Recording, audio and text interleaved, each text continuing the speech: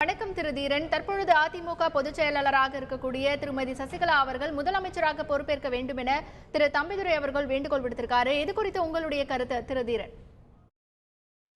மக்களவை துணை சபாநாயகர் தம்பிதுரை அவர்கள் இன்றைக்கு மிக சிறந்த ஒரு கருத்தை முன்மொழிந்திருக்கிறார்கள்.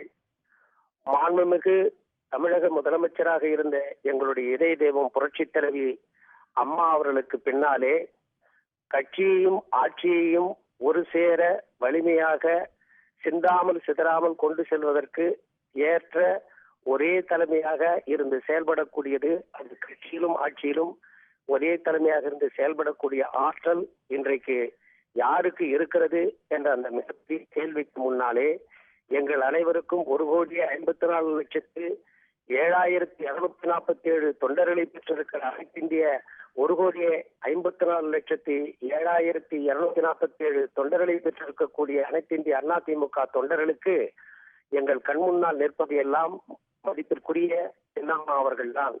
இன்றைக்கு கழகத்தினுடைய பொதுச் செயலாளராக அவர்கள் பொறுப்பேற்றுவது மட்டுமல்லாமல் பிறந்த அவர்கள் 2000 ஆண்டுகளுக்கு முன்னால் அந்த நன்றி கொடுத்த கடமைப்பட்டிருக்கிறேன். இதனால் இவன் முடிக்கும் என்றாய்ந்து அதனை அவன்கண் விடல் என்று சொல்லுவார் வள்ளுவர்.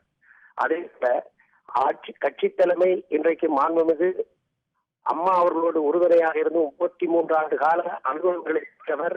அவரோடு இணைந்து எல்லாவித நடவடிக்கைகளிலும் அவர்கள் பங்கு பெற்றவர். எனவே சின்னம்மா அவர்கள்தான் கட்சிக்கு பொதுச் செயலாளராக வருவதிலே ஏகமனதாக தேர்வு செய்யப்பட்டார்கள். அதே போல இன்றைக்கு பேரறிஞர் அண்ணா அவர்களுடைய காலத்திற்கு பின்னாலே திராவிட பாரம்பரிய ஆட்சி இந்த தமிழகத்திலே நடைபெறுகிற நேரத்தில் எல்லாம் கட்சியினுடைய தலைமையும் ஆட்சியினுடைய தலைமையும் ஒரே தலைமையாக ஒரே ஆளாகத்தான் இருந்திருக்கிறார்கள் என்பதை நாம் அந்த வரலாற்றிலே பார்க்கிற பொழுது தெரியும். புரட்சி தலைவர் அவர்களுடைய காலத்திலே கூட ஒரு சில காலம் மட்டுமே பொதுச் செயலாளராக ராகாவானந்தம் போன்றவர்கள் இருந்தார்கள்.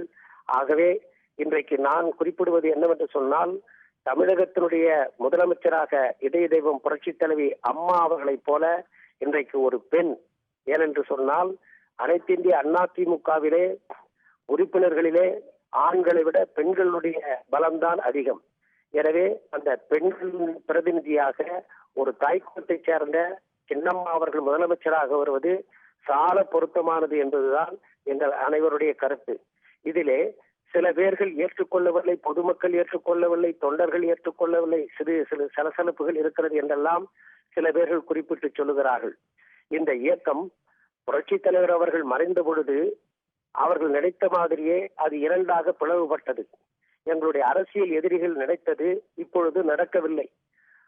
ஒருமித்த குரலிலே கட்சி இன்றைக்கு மிகப்பெரிய வலிமை வாய்ந்த தலைமையாக இருந்த மாண்புமிகு அம்மா அவர்கள் மறைந்ததற்கு பின்னாலே இவ்வளவு உறுதியாக இவ்வளவு உணர்வு பூர்வமாக அடிமட்ட தொண்டரிலிருந்து மேல்மட்ட தலைவர்கள் வரையிலே மாண்புமிகு சின்னம்மா அவர்களையே கட்சியினுடைய பொதுச் செயலாளராக ஏகமனதாக ஒருமனதாக தேர்வு செய்து விட்டார்கள். இதை போலவே ஆட்சி தலைமையிலும் ஏகமனதாக சின்னம்மா அவர்கள் தான் வருவார்கள் என்பதை உணர்ந்து கொண்ட எங்களுடைய அரசியல் எதிரிகள் அனைத்து இந்திய அதிமுகவானது நெல்லிக்காய் மூட்டைகளை போல சிதறந்து போக வேண்டும் என்று அந்த துரோக எண்ணங்களை நினைக்கின்றவர்கள் தான் இன்றைக்கு மாண்புமிகு சின்னம்மா அவர்கள் முதலமைச்சராக வரக்கூடாது என்பதற்காக சில தவறான கருத்துக்களை, சில வதந்திகளை எல்லாம் ஆங்காங்கே பரப்பிவிட்டுக் கொண்டிருக்கிறார்கள்.